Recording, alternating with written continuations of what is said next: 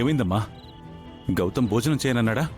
తనకి భోజనం తీసుకుని వెళ్ళడానికి నేనెవరిని అన్నాడు అంకుల్.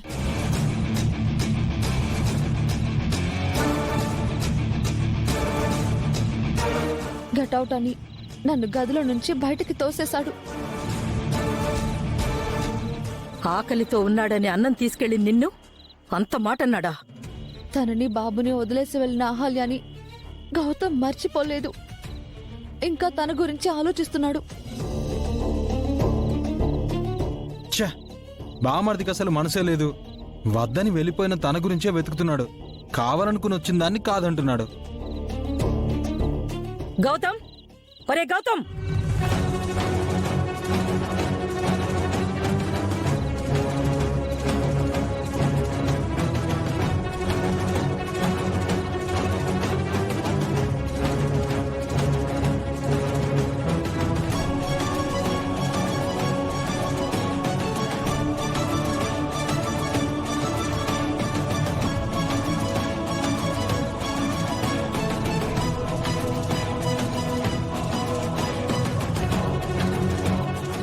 ఏంటమ్మా?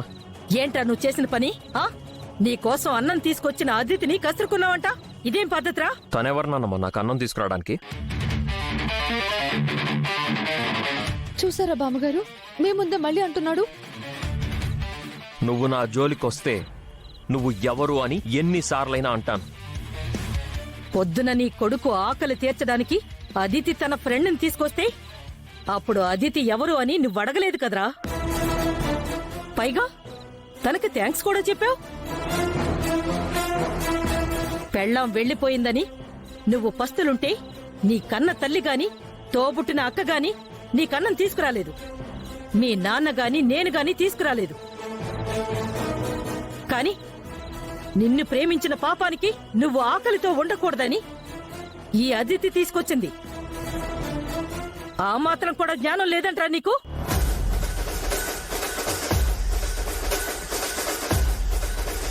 నువ్వక్కర్లేదు, నీ కొడుకు అక్కర్లేదని అహల్య వెళ్ళిపోతే అదితి నీ గురించి ఆలోచిస్తుంది, నీ కొడుకు గురించి ఆలోచిస్తుంది.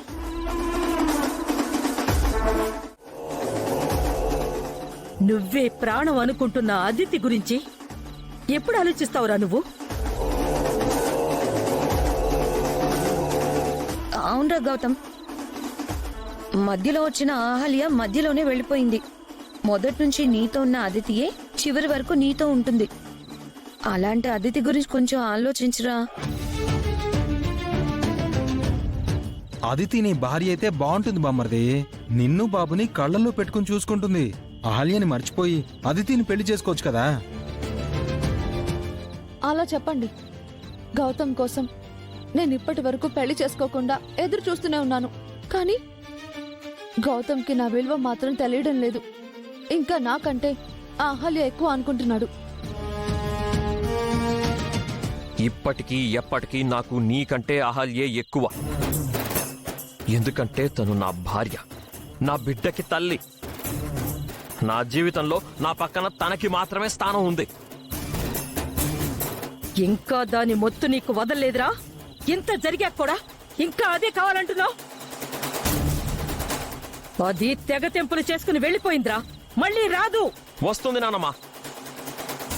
నేను తనని వెతికి మళ్ళీ మన ఇంటికి తీసుకొస్తాను. అంత కర్మ నీకెందుకు? నిన్ను కాదనుకుని వెళ్ళిపోయిన దాన్ని నువ్వెందుకు వెతకాలి? వదిలేచ్చు కదా. అవును బామ్మర్ది, నీకేం తక్కువ చెప్పు? నీకోసం ప్రాణమిచ్చి అదితి ఉండగా అహల్య ఎందుకు? వెళ్ళిపోయిందని వెళ్ళిపోని వదిలే. ఏవో మనస్పర్ధలొచ్చి మా అక్క నిన్ను వదిలి వెళ్ళిపోతే నువ్వు కూడా అలాగే వదిలేస్తావా బావా? అక్కని మర్చిపోయి మరొకరిని పెళ్లి చేసుకుంటావా? నేను మా ఆయన ఎందుకు వదిలేస్తాను? ఆయన అంటే నాకు ప్రాణం. నా కోసం ఆయన పాపం ఇల్లరికం కూడా ఉంటున్నాడు. అవును బామ్మర్ది, మీ అక్క కోసం నేను ఏమైనా చేస్తాను. మీ అక్క అంటే నాకు ప్రాణం. ఆయన మీ అక్క అహల్య లాంటిది కాదు. నన్ను ఎప్పటికీ విడిచిపెట్టదు. ఓకే బావా. బావా, మీ ఇద్దరికి ఒకరంటే ఒకరికి ప్రేమ, గౌరవం, విశ్వాసం ఉన్నాయి. అందుకే మీరు ఎప్పటికీ విడిపోమని చెప్తున్నారు. అలాగే నేను అహల్య ప్రేమించుకున్నాం. మా మధ్య పరస్పరం ప్రేమ, నమ్మకం, విశ్వాసం ఉన్నాయి. తను ఎక్కడున్నా నా కోసం తిరిగి వస్తుంది. నేను తీసుకొస్తాను. నీ మీద దానికి ప్రేమ ఉంటే ఎందుకు వెళ్ళిపోతుందిరా? అయినా ఒక మాట అడుగుతాను చెప్పు. నువ్వు అహల్యని తీసుకురాలేకపోతే, అది ఎప్పటికీ తిరిగి రాకపోతే అప్పుడేం చేస్తావురా? నేను అహల్యని తీసుకురాకపోవడం, తను తిరిగి రాకపోవడం జరగదు. తను వస్తుంది నానమ్మ. తనని నేను తీసుకొస్తాను. ఓసే పిచ్చి మొహమా, నిన్ను ఇంతగా నమ్మిస్తేనే నీ దగ్గర ఉన్న ఆ బాక్స్ నాకిస్తావు. అందుకే నీ దగ్గర ప్రేమగా నటిస్తున్నాను. ఒక్కసారి నా చేతుల్లో బాక్స్ పడిందంటే ఆ రౌడీల చేతుల్లో తప్పిపోయిన నీ చావు నా చేతుల్లో ఉంటుంది. నన్ను దేవుడిచ్చిన అన్నయ్య అన్నావు కదమ్మా, అందుకే ఈ అన్నయ్య నీకోసం ఫోన్ తీసుకొచ్చాడు. ఇదిగో. ఎందుకన్నయ్యా? ఇదెందుకు? ఎందుకంటావేంటమ్మా, నువ్వు కట్టుబట్టలతో వచ్చావు కదా. ఈ కమ్యూనికేషన్ లేకపోతే చాలా కష్టం. నువ్వెప్పుడైనా బయటకు వెళ్ళి ఏదైనా ఆపదలో పడితే నాకు తెలియాలి కదా.